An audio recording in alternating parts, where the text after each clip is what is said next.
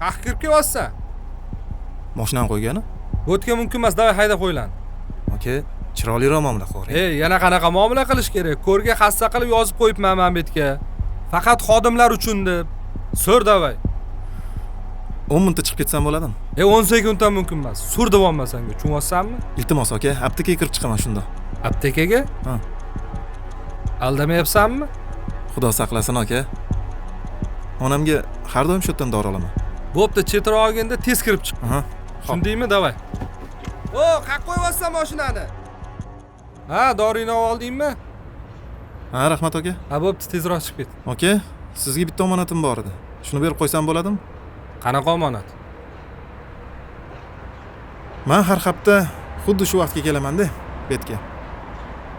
Ungacha shu kitob sizda turib tursa. Biroq chiqing bekorchilikda. Umrimda kitob o'qimaganman-ku. Boshidan 5-10 bet o'qing. U yog'ini o'zingiz bilasiz. Ha, bo'pti, berchi.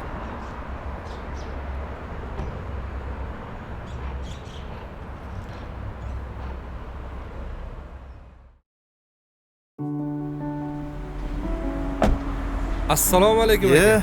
Keling. Va alaykum assalom. Yaxshi keldingizmi? Xolam yaxshi bo'lib qoldilarmi? Kitob o'qib ko'rdingizmi? Ha, kitobni o'qib chiqdim. Qalay ekan? Zo'r kitob ekan. To'g'risini aytsam, ko'zim ochildi. Uzr, o'sha kuni sal qo'pol gapirib qo'yibman. Baraka toping. Mana bu boshqa gap. Kitob uchun yana bir marta katta rahmat aka. Zo'r kitob ekan. Mana kitobingiz. Sizda qolursin. Yana biror tanishingizga berarsiz. Rahmat aka. Salomat bo'ling. Baraka toping, rahmat.